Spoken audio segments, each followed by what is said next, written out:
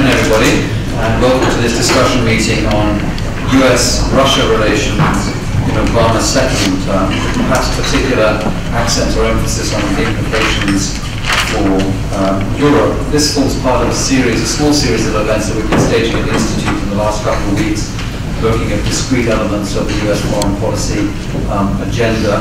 Last week, my colleague Dana Allen considered the interplay of domestic political factors resulting from the election of Obama on the foreign policy agenda. And my colleague Mark Fitzpatrick has been looking at particular non-proliferation and nuclear policy challenges. That's a theme that was continued earlier today in a meeting that some of you may well have just progressed up from, looking at North Korean developments and possibilities for breakthrough or setback there. But today, as mentioned, the focus is on Russia-American relations, which, as we noted in the invitation to this event, was kind of a principal point of emphasis in the first Obama administration term, one that was experiencing some progress in a number of areas, but latterly perhaps also a few elements of setback.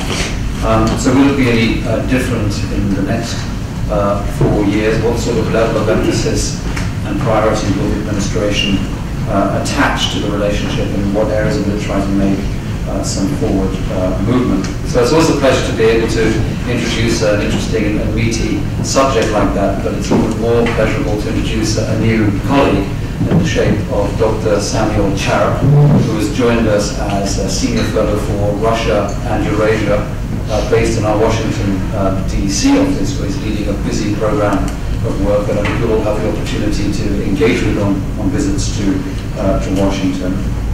Before joining the ISS, Sam had gotten his DPhil and MA at Oxford. He'd spent time as director for Russia and Eurasia at the Center for American Progress in Washington, D.C. And then most recently of all, he'd had an assignment to the State Department, where his responsibilities entailed, on one hand, acting as a key advisor in the policy planning staff of the Secretary of State, but also working with the Undersecretary for Arms Control and International Security, someone by the name of Dr. Rose Gottemiller, who many of you here will remember as a former Deputy Director of the ISS and very much a prominent member of the extended ISS family, as it were. So I think all of that gives Sam an excellent pedigree.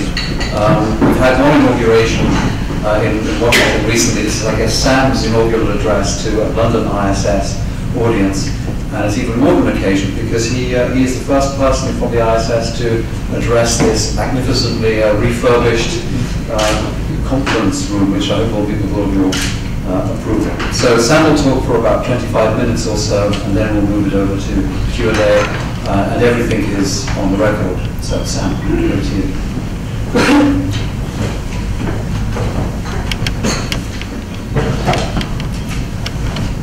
Thank you very much, Alan, for that kind introduction, and thank you all for coming here today.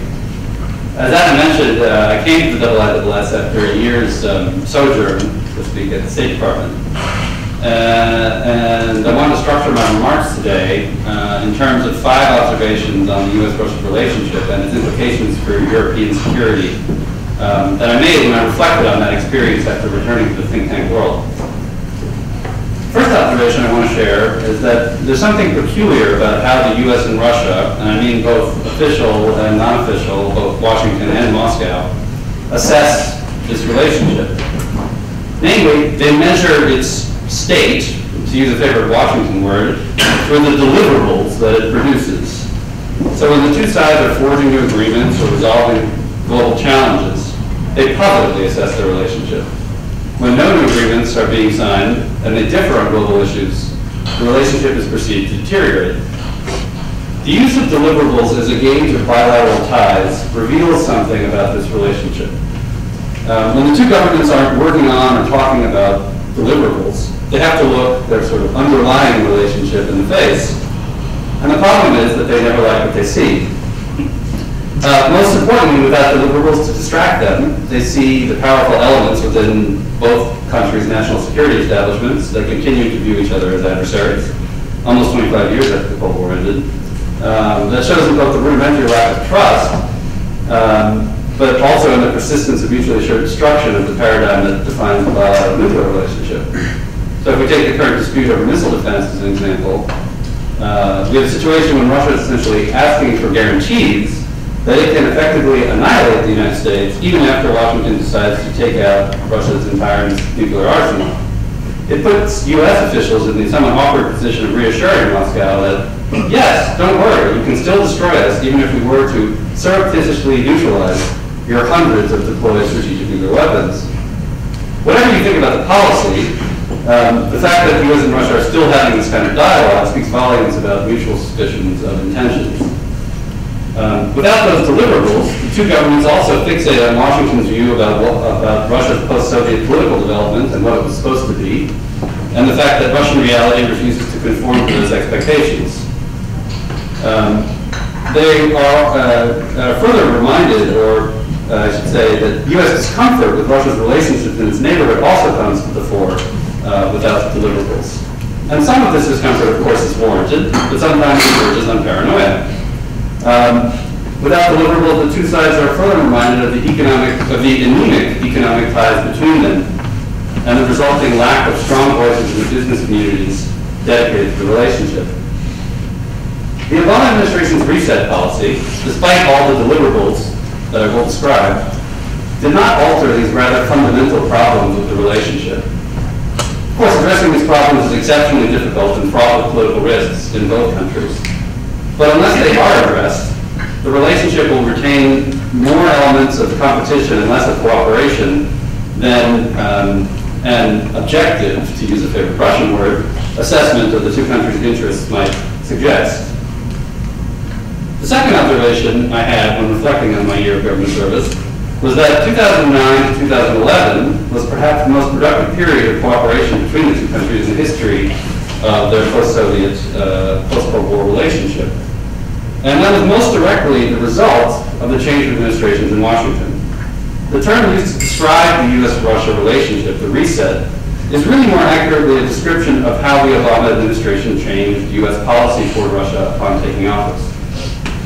Bush administration Russia policy, especially in the second term, was characterized by a cocktail of neglect of the relationship on the one hand, and attempts to influence Russian policies by linking unrelated issues on the other. The Obama administration, by contrast, had a lot of business that it wanted to conduct with Russia, and made the decision to avoid linkages of unrelated issues, which were judged to have been counterproductive based on the Bush administration's track record. That meant that the administration did not let problems on the relationship on certain issues preclude cooperation on other issues, the premise being that there's nothing to gain by cutting off cooperation on one issue when there are problems on another. It also meant that the administration didn't bargain away unrelated issues for the sake of cooperation. For example, the U.S. continued to pursue its interest in Russia's democratic development and to speak out about it, and to support Russian civil society, even as it worked with the government on key national security issues. There's no debating that in that 2009-2011 period, the reset produced key results. I'll just do a quick list here, because I know you probably are quite familiar with many of them.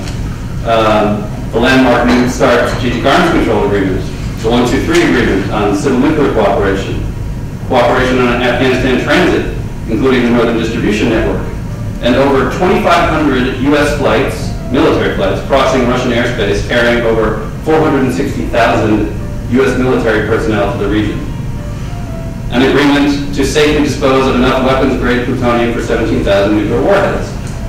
Close cooperation on reining in Iran's nuclear ambitions, including unprecedentedly comprehensive UN Security Council sanctions, and work towards a diplomatic solution in the P5+1, as well as the cancellation of the S-300 sale, Russian WTO membership after 18 years of hard work, an agreement on visas that makes it safer for Americans and Russians to visit and do business in each other's country, increased counterterrorism and counter-narcotics cooperation, and the list goes on. The third reflection that I want to share today, however, relates to one of the most underappreciated deliverables, which I didn't mention on that list. Namely, the dividend the reset paid for European security. My observation is that it was underappreciated, in large part, because U.S. officials did not make a compelling argument for it. In describing the reset in their public remarks, U.S. officials have a habit of preemptively apologizing for it in this context. The standard line goes something like this.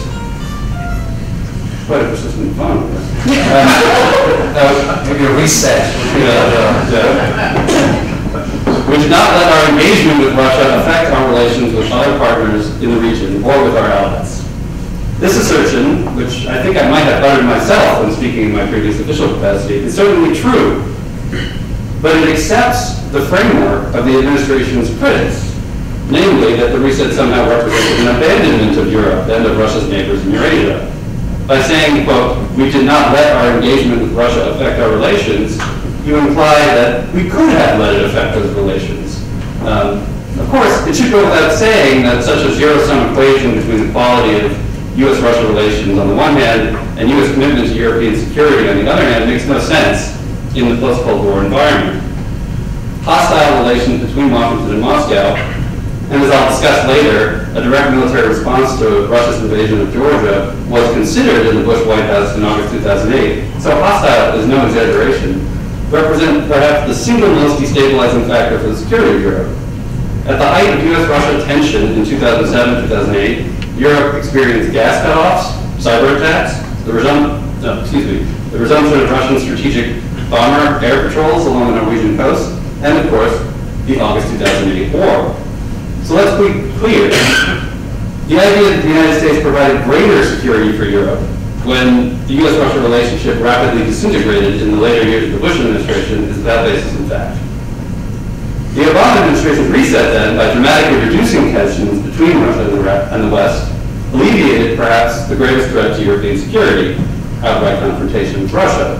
And Russian behavior toward Europe during the 2009-2011 period, though far from perfect and certainly not linear, was significantly more conciliatory than in previous years. The rapprochement between Russia and Poland is just one example, as is the delineation of the maritime border between Russia and Norway, a negotiation that had gone nowhere for 30 years, I think, until about 2010. Of course, I'm not claiming that the reset transformed Russia into an enlightened, constructive international actor overnight, some sort of Sweden with nukes. Far from it. But that doesn't diminish the fact that that conflict between Moscow and Washington would have been catastrophic for Europe, and that the changes in Russia's behavior that did occur during the sort of high reset period were important. In short, the reset has provided a net security gain for Europe. This is to say nothing, of course, of the broader gains that Europe has received indirectly through renewed joint U.S.-Russia efforts to contain Iran's nuclear program, facilitate operations in Afghanistan, and control the spread of nuclear materials, all of which are coming out of the reset. One final and often overlooked benefit of this policy for European security, or more specifically NATO, is that it actually had a significant positive impact on alliance cohesion on Russia-related issues. Previously, some allies were quick to excuse failures to make progress on cooperative efforts with Moscow by either implicitly or sometimes explicitly blaming Washington. Those days are now past. Take, for example, the alliance consensus in November 2011 on legal countermeasures to the Russian quote-unquote suspension of the CFE treaty. That would have not been possible, I would submit, without the reset policy. So to return to my observation about U.S. officials' framing of the reset in this context, the Obama administration, I think, should recognize that the defensive posture embodied in the line, we did not let our engagement with Russia affect our relations with other partners in the region and with our allies, has not accomplished the goal of convincing the skeptics or the critics. Frankly, in my experience, some of the critics are beyond convincing. Instead, I think a more full-throated talking point has a better chance of winning hearts and minds. Something like, the U.S.-Russia reset was a major boost for European security, both the security of Europe itself and Europe's global security interests. It helped heal risks inside NATO, put the U.S. solidly in line with the Euro-Atlantic mainstream on Russia policy. That's a much more powerful argument, at least in my ear.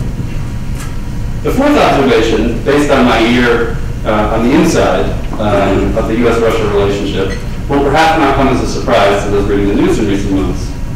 By any measure, the relationship has in fact deteriorated significantly over the past year and could well get worse. I'd like to talk about a number of reasons why I think that's happened. Most importantly, given how we measure the relationship, the flood of deliverables in the period 2009 to 2011 slowed to a trickle. That's in part because there were so many of them in the first few years of the reset, and that pace couldn't be sustained. I hesitate to call those deliverables that were achieved low-hanging fruit, given how much hard work went into achieving them, and how many of them seemed impossible in 2008. But they certainly hang lower than the issues on the agenda today, such as missile defense. Further, the major global issues of the day, or of today, particularly Syria, expose sharp divides between the U.S. modus operandi in the international system and the Russian modus operandi. And that was not the case with those issues that were on the agenda in the 2009-2011 period, like Afghanistan or the global financial crisis. Clearly, Putin's return has also had a negative impact on the relationship. Initially, I would argue, the effects of his return were indirect. It wasn't that Putin sought to worsen the relationship, but he demonstrated no interest in investing in it. And that was a major departure from his predecessor, Dmitry Medvedev, who could point to improved ties with Washington as one of the few accomplishments that were his own doing. Putin also signaled in a number of ways, beginning with the no-show, the unprecedented no-show at the U.S.-hosted G8 meeting, that relations with the U.S. were not one of his foreign policy priorities. Finally, although history shows him not to be ideologically opposed to cooperating with the United States, Putin was clearly fed up with certain aspects of U.S. foreign policy, such as perceived meddling in Russian domestic politics or the toppling of sitting governments in other countries. The direct impact has come from his clear intent, as recent events have shown, to signal his frustration to Washington in no uncertain terms. Putin's actions to slam shut the opening in Russian public life that has emerged in recent years has also dragged down the relationship. It's simply more complicated for any U.S. administration to do business with Russia under those circumstances. The fifth reflection and final one that I'd like to share today relates to one of the hypotheses that guided the Obama administration's reset. Namely, that by increasing those number of deliverables and broadening out the relationship through the bilateral presidential commission and other means, that will allow the two countries to not reach resolution on their long-standing disagreements and misunderstandings, but at least allow them to make progress on those issues. I think this hypothesis, to use an academic euphemism, has been falsified by recent events. So why did that long, laundry list of deliverables that I presented to you earlier fail to create the conditions for addressing those underlying problems? I would suggest three reasons. The first has to do with Russian domestic politics. Essentially, the past 12 to 18 months have seen the foundational pillar of the political system, namely consistently high levels of popular support for the leadership, begin to crumble. Some analysts, particularly Mikhail Dmitriev, saw the trend in focus groups as early as 2 years ago, but the problem came to the surface when Vladimir Putin decided to run for the presidency, or announced that he would run for the presidency in the now infamous, quote-unquote, castling move, as the Russians call it. I'm a chess player myself, but I have to learn that word when I encountered the Russian. Announced on September 24th, 2011. That move delegitimized the Russian political system in the eyes of some of Russia's at least, most creative and talented citizens in the urban middle class. And Putin seems to have lost these voters, many of whom used to support him. And that transformed what used to be called the Putin majority, a coalition of these economically dynamic Russians on the one hand, with government employees, beneficiaries of the state like pensioners, and the rural heartland voters on the other, into a more reactionary, paternalistic Putin plurality. And therefore, to win by the numbers he won by, he not only had to win dirty, but also to rely on anti-Americanism in his campaign in order to mobilize this more narrow supporter base. And antagonism towards the U.S. has also been an extremely effective means of creating the siege mentality that allows the government to label its political opponents as traitors. We saw this in 2007, 2008, another low point in U.S.-Russia relations, and unfortunately we're seeing it again now. In short, As a result of its increasingly fraught domestic political environment, the Russian leadership often sees the bilateral relationship as a tool of domestic politics, rather than an end in itself, or even as a means of achieving or addressing global challenges. At those moments, the reset period's track record of accomplishments seemed to be quickly forgotten. Second, on both sides, there are powerful groups who weren't involved in the joint work of the reset, and who therefore did not become stakeholders in its success. On the U.S. side, one such group consists of those members of Congress and senators who pushed to link the Sergei Magnitsky Rule of Law and Accountability Act of 2012 to the legislation granting Russian permanent normal trade relations, which the U.S. was compelled to do following Russia's WTO membership. There's no debating that the death of the lawyer in pretrial detention in a Moscow prison in November 2009 was a horrific crime, with serious implications for the development of the rule of law in post-Soviet Russia. And Congress certainly has every right to be concerned. There's a question, however, about whether this was the most effective legislative response. Personally, I have my doubts.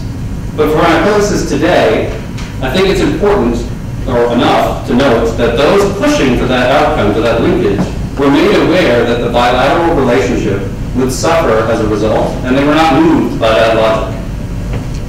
The broader lesson is that foreign policymakers of the two governments do not operate in a vacuum.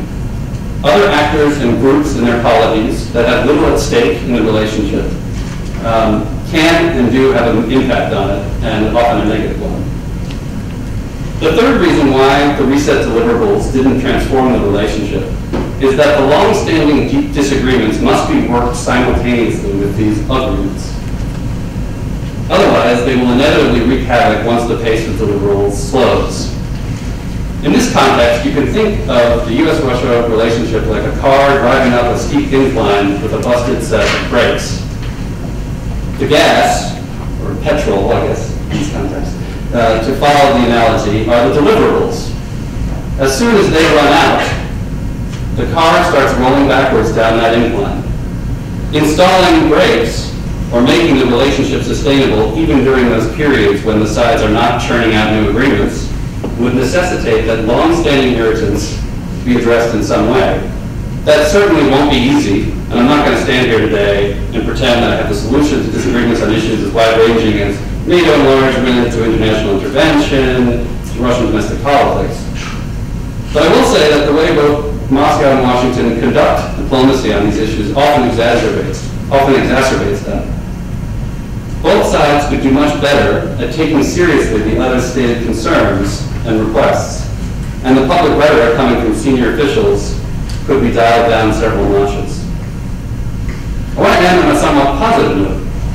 The paradox of the past few months of rapid decline, I would argue, in the relationship is that despite all the bad news, we're still a far cry from the state of the relationship in late 2008. It's important to remember that during that conflict in Georgia that August, as we now know from published accounts, the Principals Committee, which includes the President, the Vice President, and other senior decision makers, considered the possibility of using military force to prevent Russia from continuing its assault on Georgia. Bombardment of the tunnel that Russian troops used to move into South Ossetia and other quote-unquote surgical strikes were among the options discussed and then rejected. But the fact that the highest levels of decision makers in the U.S. government even discussed military action against the only other nuclear superpower is profoundly disturbing, or at least to me. Apparently not to everyone, though. One of Vice President Cheney's former aides told a reporter in 2010 that he remains unsure, quote, whether or not use of force should have been more seriously considered, end quote. Thankfully, his bosses thought differently. Such a conversation at a Principals Committee today seems far removed from today's realities of the U.S.-Russia relationship, which featured in 2012 17 joint bilateral military exercises. I have a fair amount of confidence that we won't return to that level of tension in Obama's second term. There will be strong state incentives pushing the two countries to cooperate. The most prominent are the ongoing P5+1 process on Iran's nuclear program and stabilization in Afghanistan. Both sides have also committed to focusing on boosting investment and trade, another clear win-win, although not an issue that the U.S. government can control.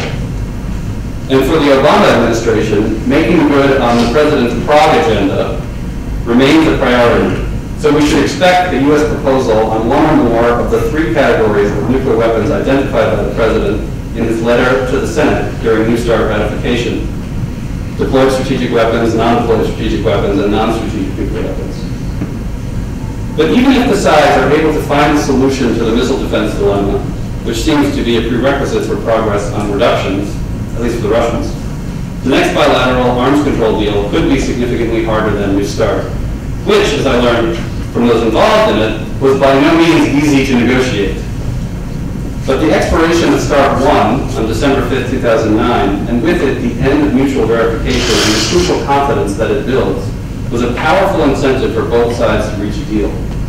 With New START's verification now being fully implemented, and basically without a hitch, the Russians have been lukewarm at best about another bilateral deal in the short term. I think such a deal is possible, but I see powerful political and bureaucratic reasons why the Russians might not want to cut their numbers now.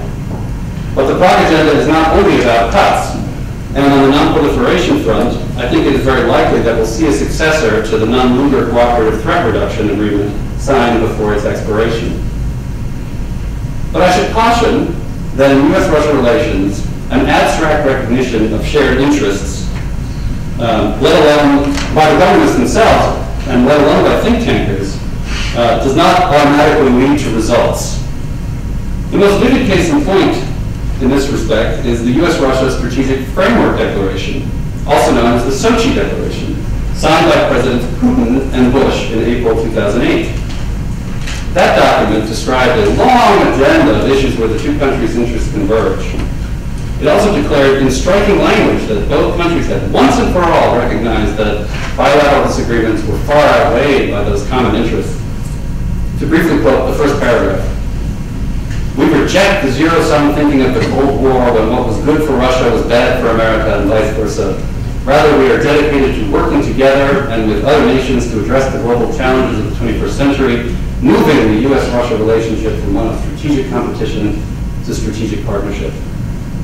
Some critics of the Obama administration have pointed to that document to make the case that the reset was nothing new, but I think they missed the point completely.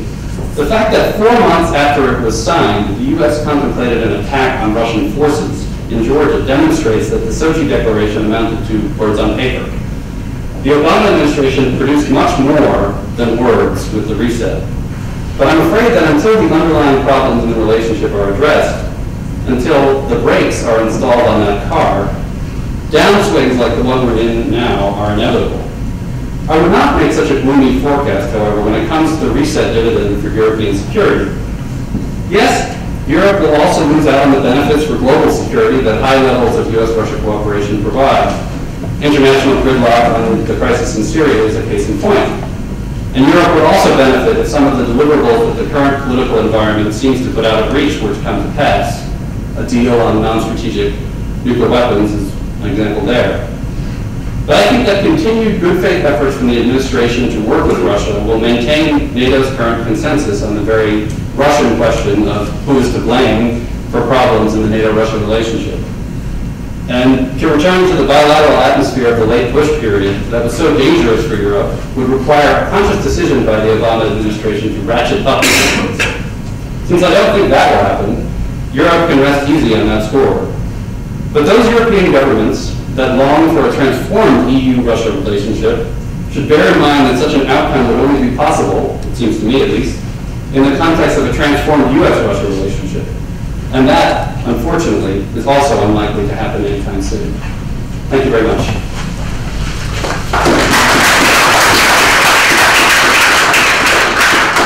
Thanks very much, Sam, particularly for setting out the complicated relationship between the surface activity of deliverables on the one hand and the more structural fault lines underneath. So we have about 25 minutes for questions and comments. And Edwina Morton was first to have an eye. If you keep your hand up, I think the microphone will reach you. Thanks very much for a very interesting analysis. But if I were to sum up your view of, or not necessarily your view, but if I was under my view of what you said about the relationship with Russia, it is that basically Russia is at best a transactional power. It's not a positive sum power.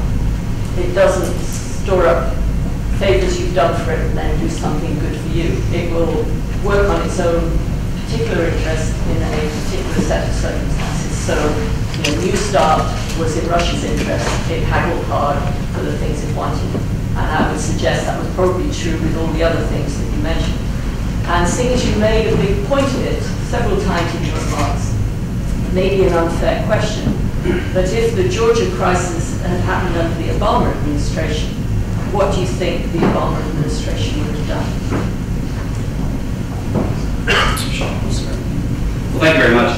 I think the point to make about the transactional versus positive sum is that I think there are factors that make that true right now, but that need not always be true, and I don't think that was true in the period of 2009 to 2011.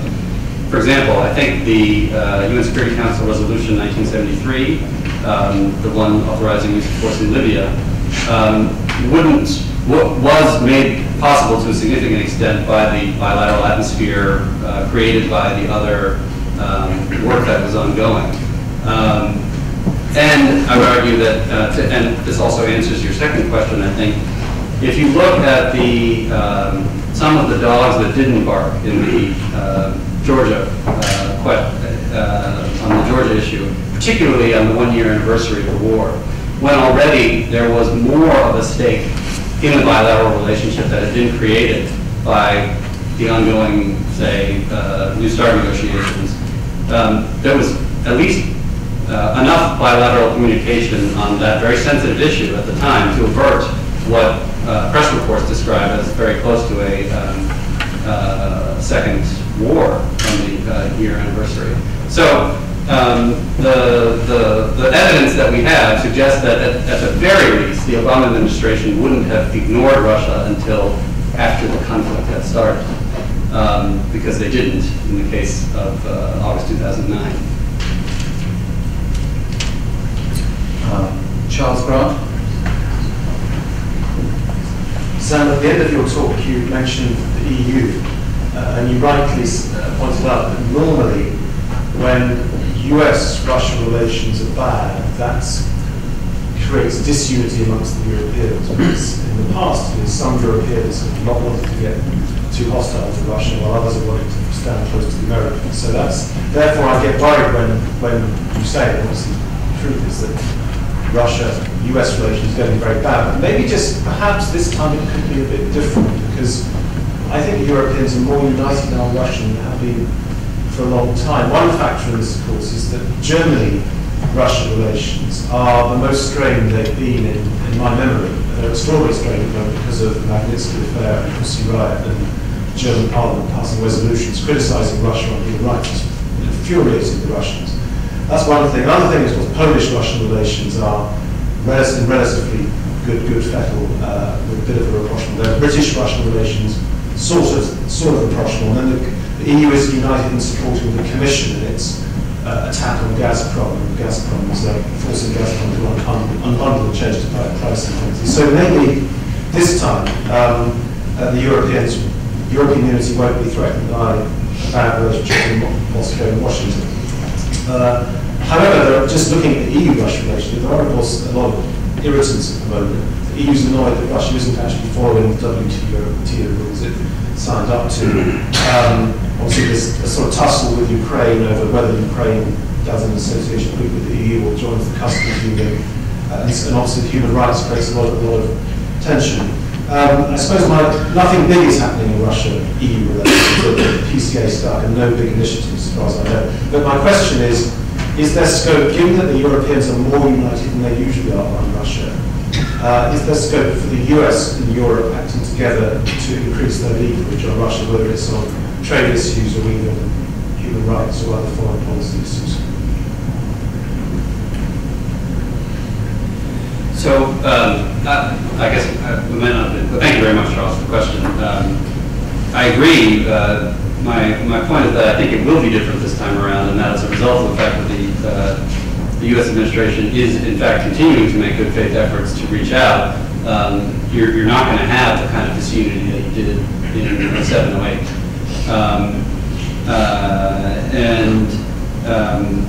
I think that the irritants that you described in the EU-Russia relationship are not particularly dependent on, the quality of the U.S.-Russia relationship. So I think, there are those similar irritants in the U.S.-Russia relationship too. But the potential for U.S. and EU cooperation, I think, has increased on these issues. But I think there is a little bit of an asymmetry here, in that the issues that are, on the top of senior decision makers' agenda in Washington when it comes to Russia, don't necessarily have a European, an EU angle to them. They certainly have a NATO angle, and ISAF being a prominent example there. But I think you identified two ones where it might be an emerging shared US-EU agenda on Russia-related issues, namely trade, now that Russia's in the WTO. However, the US and the EU have their own differences on trade, also in the context of the WTO. But potentially on human rights. Now, that of course will be contentious both because the U.S. and the EU have different ways of doing business on these issues, and historically on assistance, which would be, you would think, the sort of area where pooling and sharing would be most likely to happen.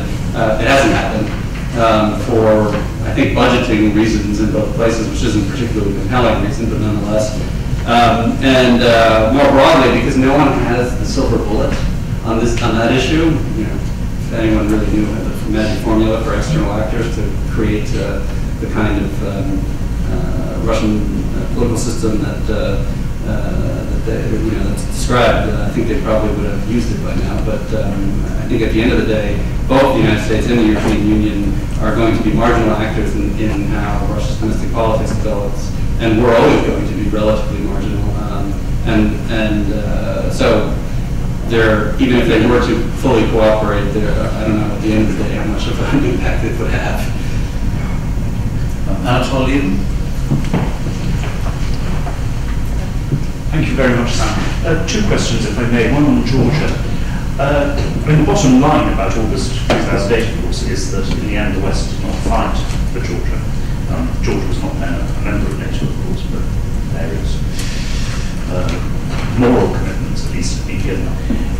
In view of the outcome of that war, do you see NATO membership or a membership action plan for Georgia and Ukraine as in any way a realistic possibility in the foreseeable future, or is this something which can, in effect, be taken out of the discussion, or as far as we can see ahead?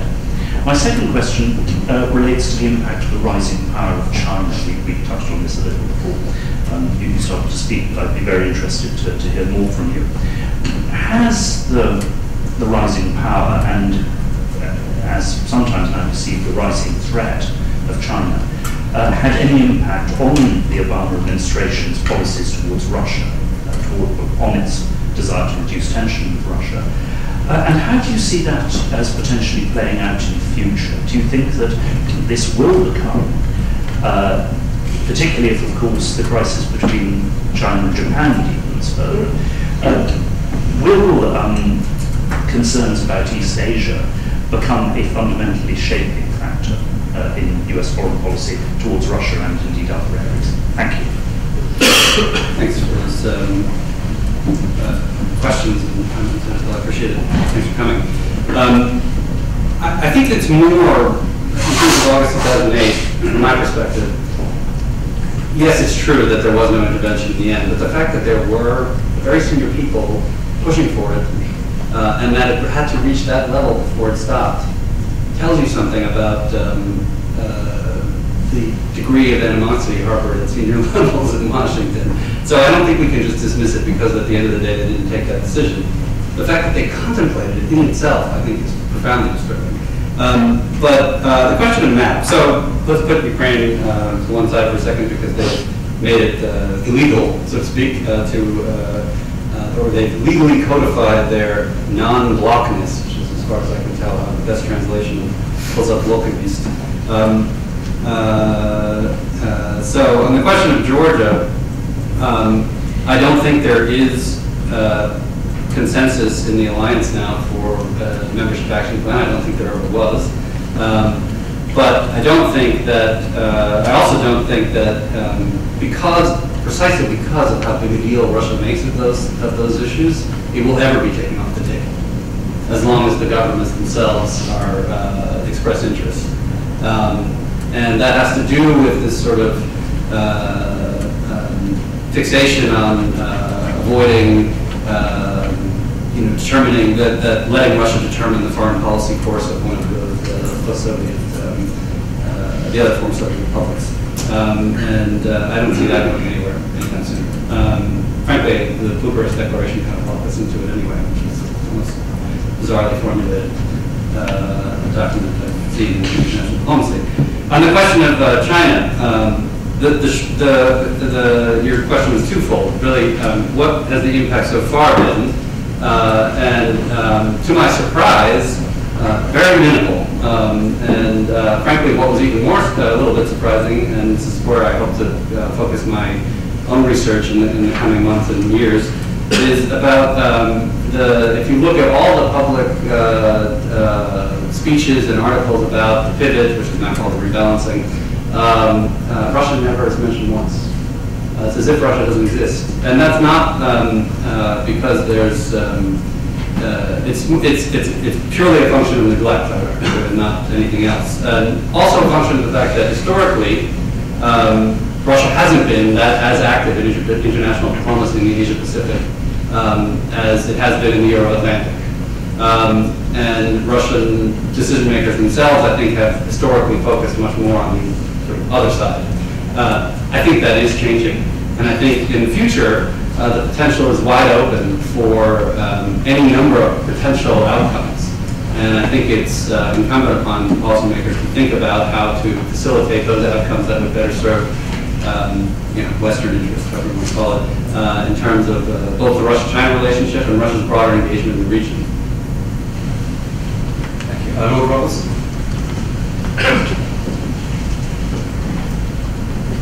The Winter Olympic Games are going to take place next year in Sochi.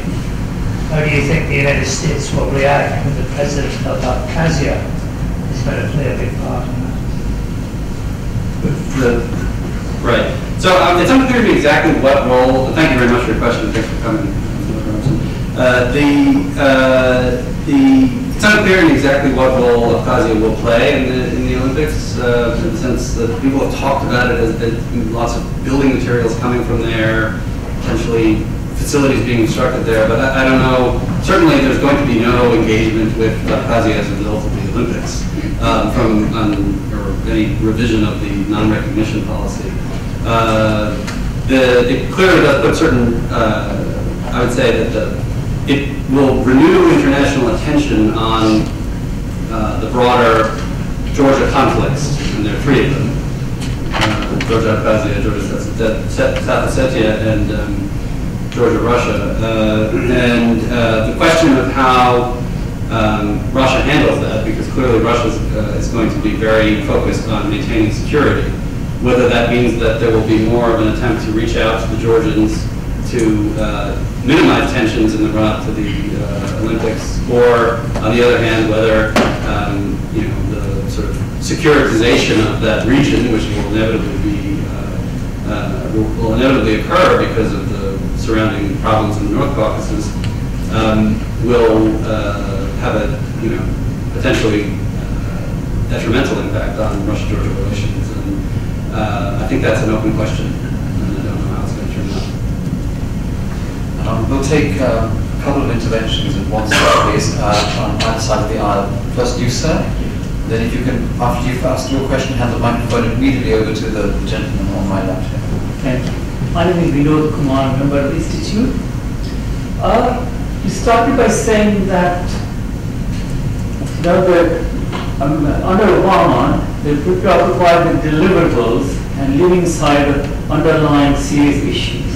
Now, apparently, during the Bush administration, the enlargement of NATO was inevitably perceived as a hostile act by Russia.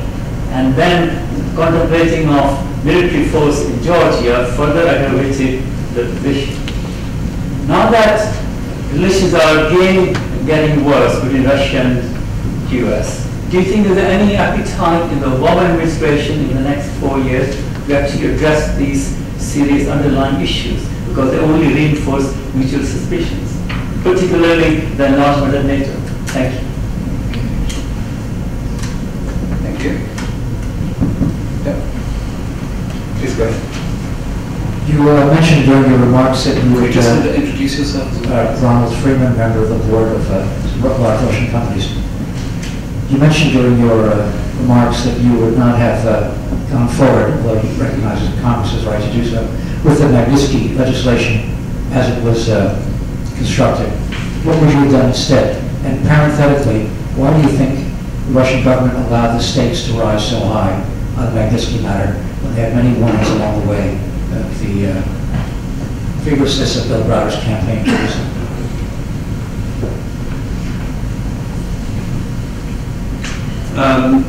The question of appetite to address underlying disputes.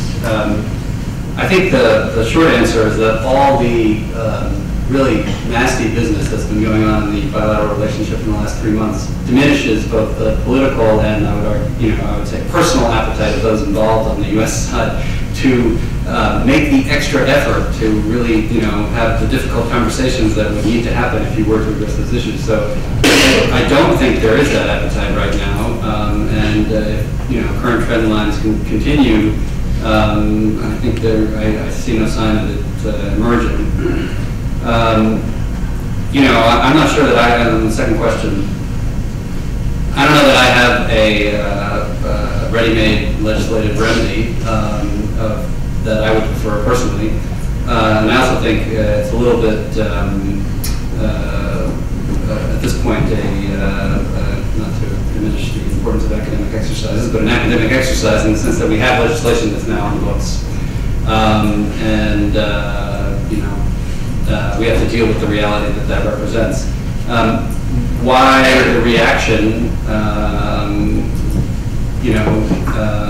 That's a very complicated. There's a very complicated answer to that question. I'm not sure I fully understand the ferocity of it, and there are lots of theories out there.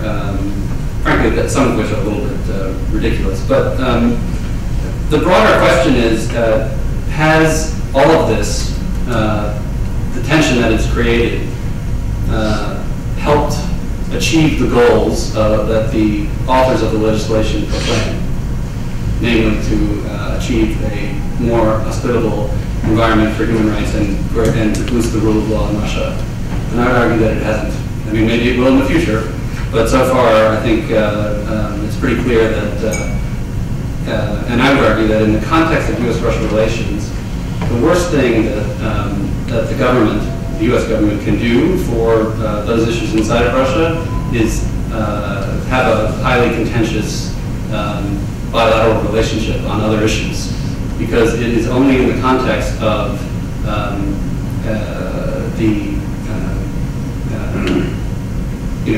contentious bilateral relationship that you can kind of create the sort of siege mentality that allows people who disagree with the government to be labeled as traitors, and we're seeing that happen now. So I think if you're interested in furthering democracy and human rights in Russia, you should also be interested in a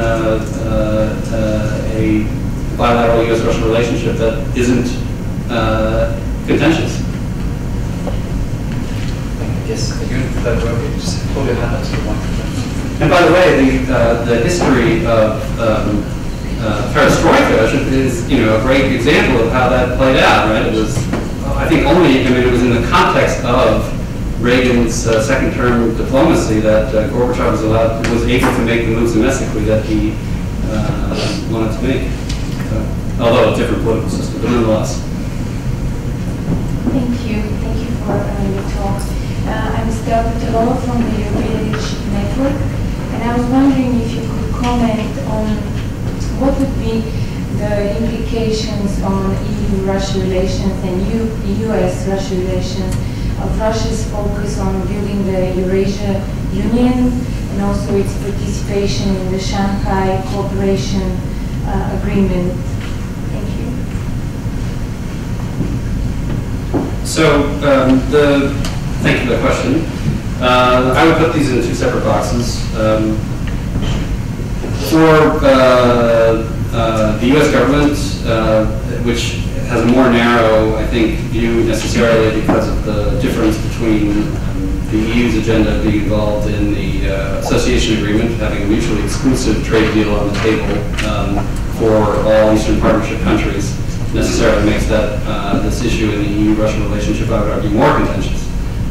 In the U.S. context, the most important thing, I think, is that is how Russia goes about pursuing potential new membership. If it's done in a coercive way, it will be a problem in the U.S.-Russia relationship. If it's done if it's done out of the free will of the countries involved, then I don't think it will be a problem in the U.S.-Russia relationship, or I don't think it necessarily will be a problem, put it that way. On the question of the SCO, it's more complex. There has been U.S. engagement with the SCO going back to 2009. The SCO itself is an organization that is far less institutionalized than the Eurasian Union already, I would argue.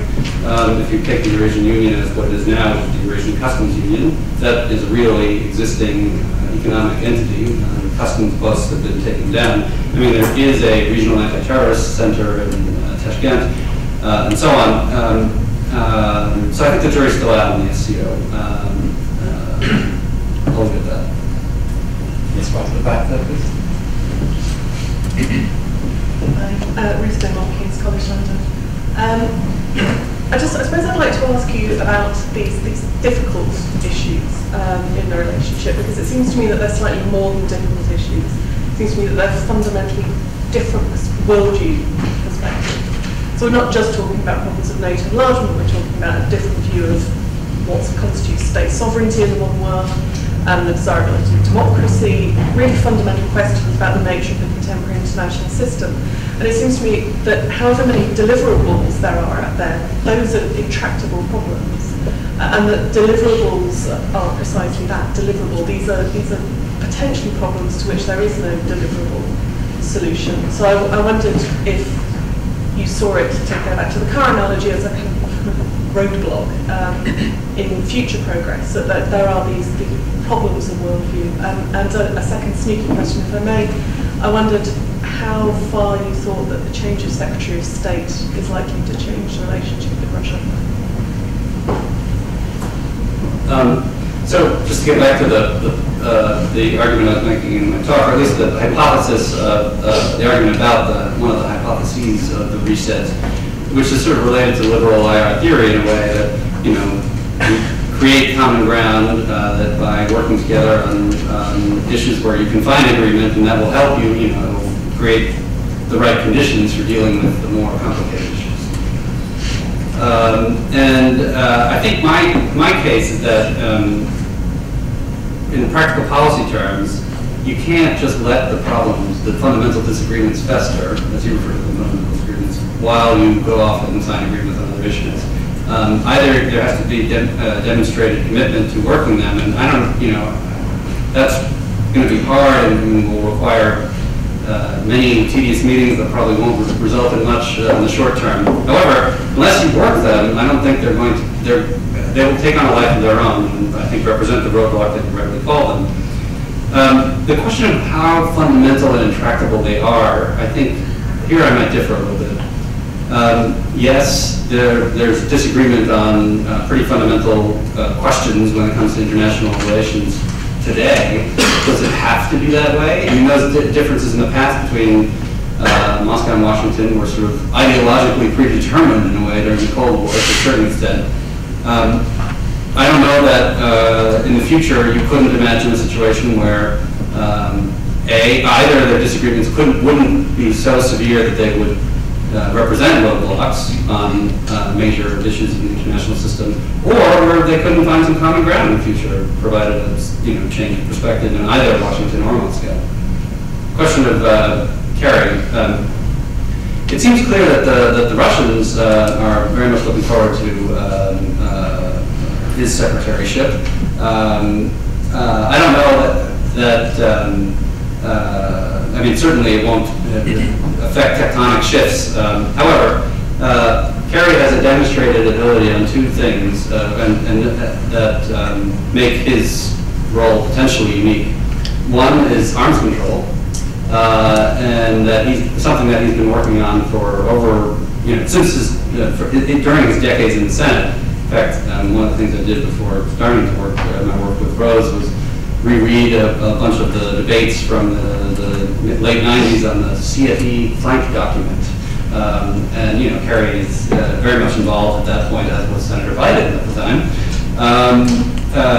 Ranking member, I should say, under Chairman Helms. In any case, and also that came to the fore during New Start, when he was the sort of quarterback on the Senate floor for ratification, and really did a masterful job. It was really quite amazing to watch how he both knows the issue and could rally support of the Senate for it. So that experience, I think, does make him unique on the one hand. On the other hand, I'm sure we learned from David Sanger, he has been a go-to person even in this administration already for dealing with difficult relationships, specifically Pakistan.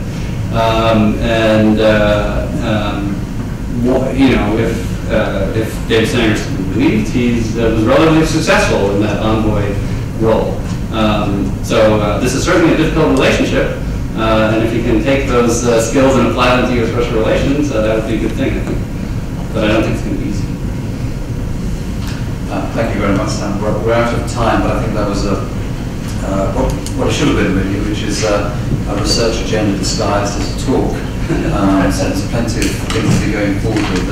I just want to draw your attention quickly to two meetings that we have coming up on Friday the 15th. From 12 to 1 o'clock, there'll be a discussion of air operations in Afghanistan 2012 to 2014 and beyond, intriguingly, with Air Commodore Mike Weakston. And then from 3:15 to 4:15, the chairman of the ISF, François Isbourg, will give a talk about initial lessons from operations in Mali. But for the time being, please join me in thanking Sam for his inaugural address.